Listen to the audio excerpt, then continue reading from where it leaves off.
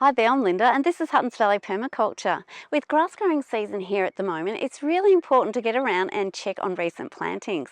On my roadside swale, I've got a number of small plants that today we're going to have a look at, do a bit of chop and drop and just check out how everything's growing.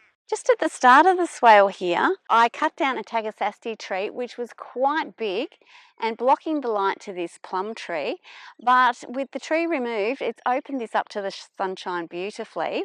Now all the mulch from that I used as chop and drop support for the young plantings that I've put in along the edge of the swale. But as you can see, there's plenty of grass growing.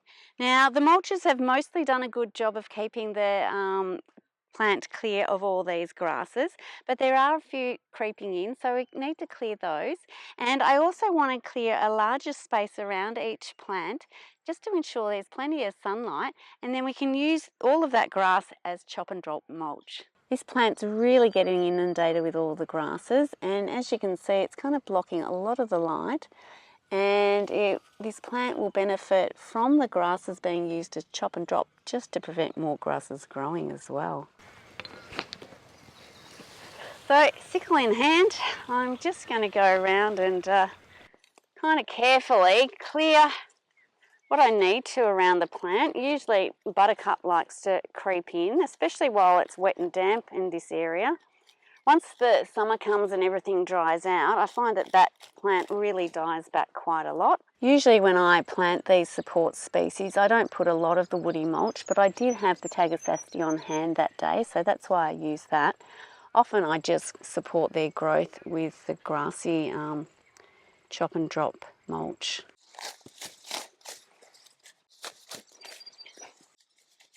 These sickles make it very quick and easy to clear things like these grasses. So it doesn't take too long to get out and support these plants.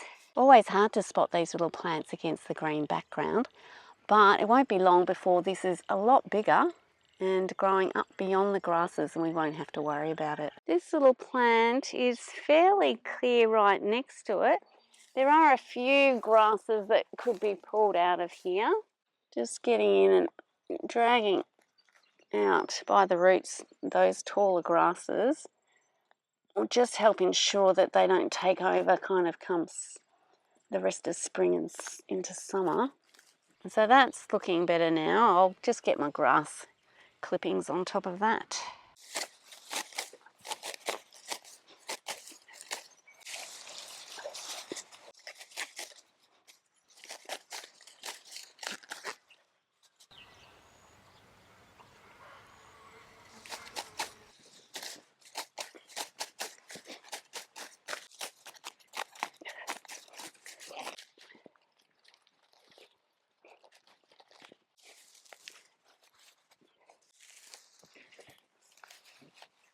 I try and bundle up the grass quite thickly and tightly because it will break down a lot slower, being less exposed sort of to the elements, I suppose.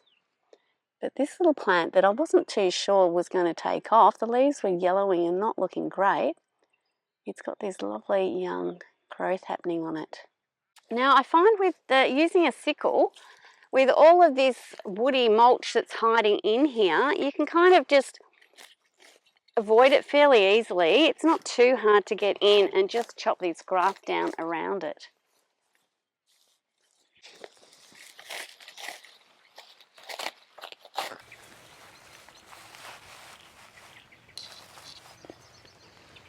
Now let's get in and get this little plant some light. Let's find it first. I have cut off plants before with overzealous mulching and chopping, and it's always best to locate them before going to town on things. So not really a lot right next to the plant. So we can just get rid of this big circle of grass to make sure that it's not falling in on it all the time.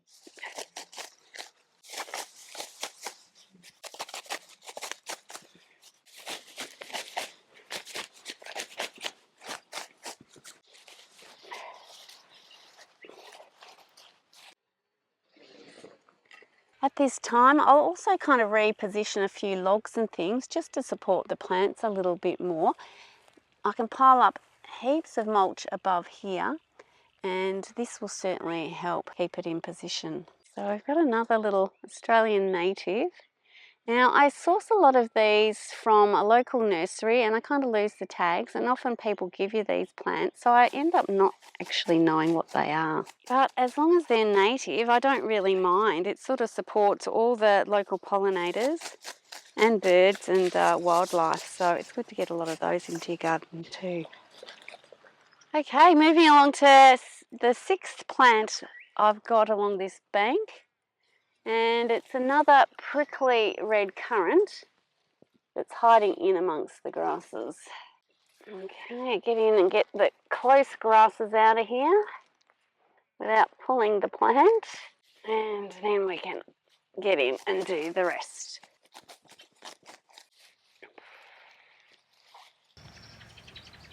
So that's our 6 recent plantings that should be able to make the most of the summer sun and hopefully hold a bit more moisture with those grasses contained a little bit for the moment. Swales are a tree growing system, so it's really important to have lots of plants in the boom, and that helps all the water that the swale collects sink more effectively. The roots of these trees sinking down into the soil helps this water sort of go further into the soil rather than just remaining right at the top and washing away. We've had quite a bit of rain of late, which this swale is holding on to, but if we don't have any more rain for a few days, this all just sinks in and helps hydrate both the trees and also the pasture beyond. Now that I've done my 6 new plantings, I'll just check on my older plantings. Here I've got some black currant, which have been here for a couple of years, but are just slowly getting going. This is just new growth. They kind of come out later in spring, and I'll just kind of do the same treatment as I've done with my newer plantings just to support them for another season, but soon they'll be shadowing the ground, which will help keep all of this grass at bay. Some of them have been mulched sufficiently to stand up to the grasses, but definitely some just might need some help.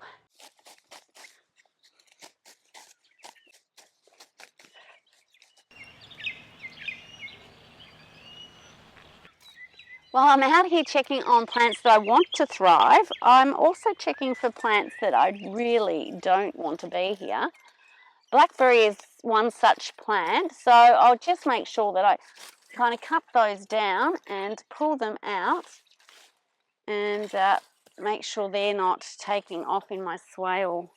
I get them right out of here, and so that they won't really take off again. And if I put them up near my pasture, my animals often will have a bit of a browse on those. Now that my black currants are happier, I'll move down towards my blueberries. But right next to them is one of my support plants that I planted a while ago. And once they get to this size, I just kind of leave them. The grasses aren't impacting on their growth, and they tend to shade the area and keep them a little bit at bay anyway. So that's sort of good to go, and I don't do anything unless I want to come around and chop and drop it, but at this stage I'm just letting it grow. Now just here around this tree is where I planted 4 blueberries. Unfortunately, the next day the cows got out and went rampant. Now it sounds like they're out all the time, but they're not. They just do a lot of damage when they do get out. I've got one blueberry here that's looking fantastic, one that completely died at the back here, and these 2 here are struggling. This little one has got some leaves coming on it, so we'll mulch around that to make sure it stays clear. And this one over here, well, I think it's probably gone. There might be just a couple of little leaves coming on it, but I'm not holding out any hopes. I'm currently growing some blueberry plants from cuttings, so hopefully by this time next year I'll be able to add those into this little area and give this plant some company. Further along the swale now, we find this post, which indicates that there's most likely a plant down here somewhere. Now I know I've looked for this little plant before, and it's just very slow getting going. It's a small acacia. So given that the grasses are really covering it up, I think we can chop and drop for this plant as well. Just next to that little plant, I've got my 2 fig trees. This fig tree I've given a big pruning to, hoping that it might produce some fruit. I don't know what it is or whether it will ever produce fruit because it hasn't shown any signs of it. But the tree next to it is my heartleaf fig. You can guess why it's called that. And once again, that is looking really lovely and healthy and getting quite a bit larger. It usually starts off the season with lots of small fruit on it which drop off. This one is still hanging on. It might still drop off, but usually in late autumn is when I get to harvest plenty of beautiful figs. Now, hiding just down here is my pineapple guava or feijoa plant, which is getting some spring growth on it, so that's nice to see. So we'll clear around that and give it a bit of love.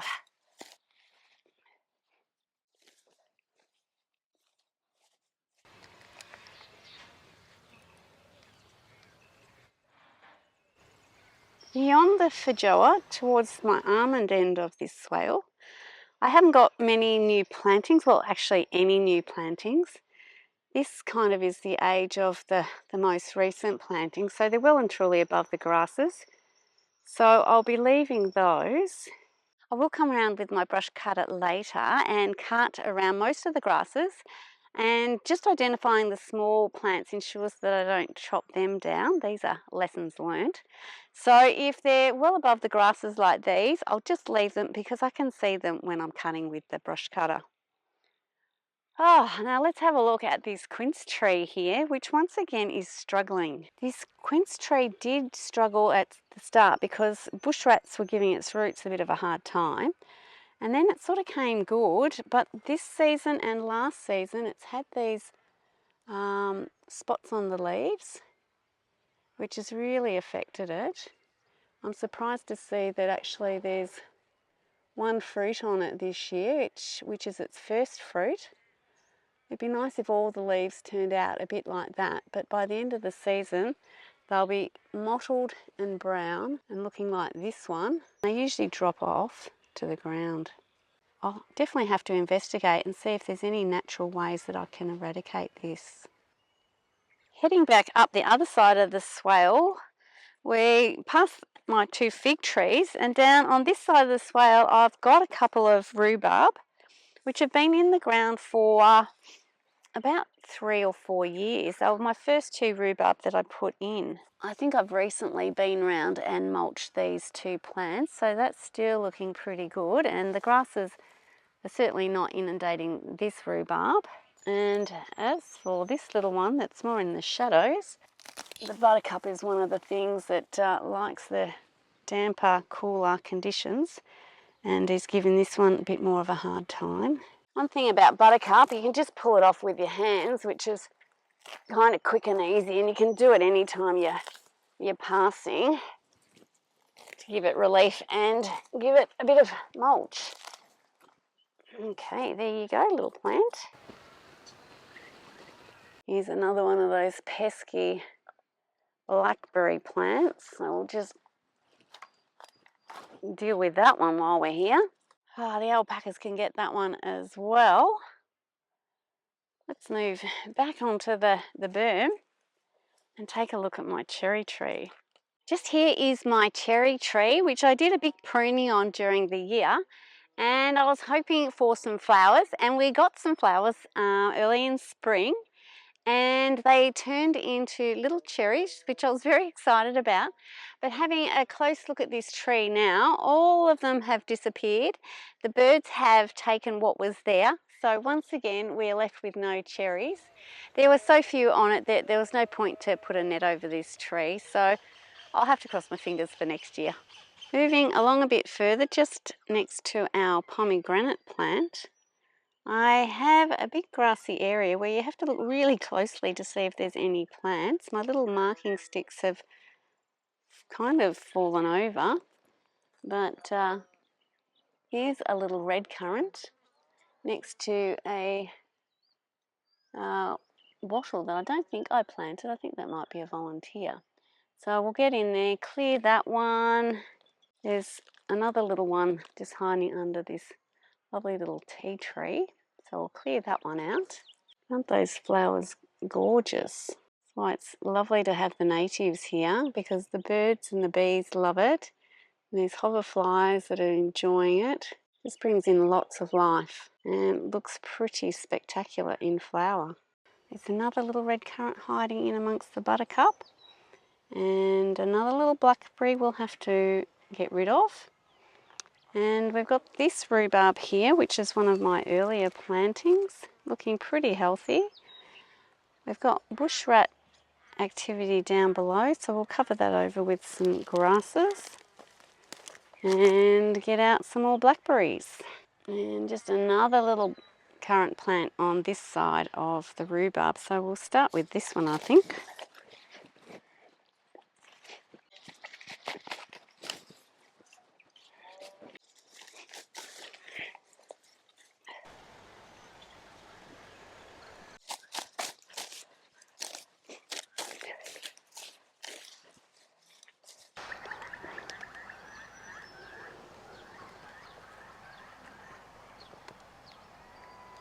Just here I planted some yacon tubers, and that is just starting to grow. I'm just going to leave it as is for the moment and wait till it gets a bit bigger before I mulch it. So just another red currant there. Below a dead tagasasti that I'll have to cut down and just leave as mulch. Often they'll just sort of start rotting at the base. A fungal disease gets them and they just die. And we've got my second plum tree hiding up through here, which isn't as beautiful looking as my Satsuma plum. This is the Mariposa. It does have a few plums coming on it, but nothing like the quantities on my other plum tree. I'll be putting a netting around this tree very soon before the birds come and eat all of these beautiful plums. I'm not going to worry too much about the calendula. They seem to find their way. I do mulch heavily with the woody mulch here, so that's sort of made it clear enough for these plants to be able to take over, and they're slowly expanding out from this beautiful little plum tree. Towards the end of the swale now, just past the plum tree, I've got more rhubarb, some more currant plants, and I think there might be a gooseberry or two in there as well, so I'll finish up just by clearing those.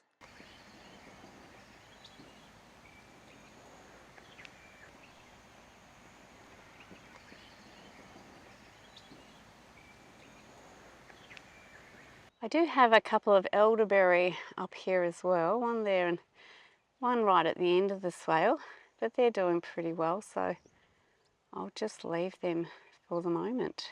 Well, that's all from me for the moment, although I'm not quite finished. I've still got to dig up these daffodil bulbs that are right in the path in this swale, but I'm going to leave that for another day. It's getting a bit hot.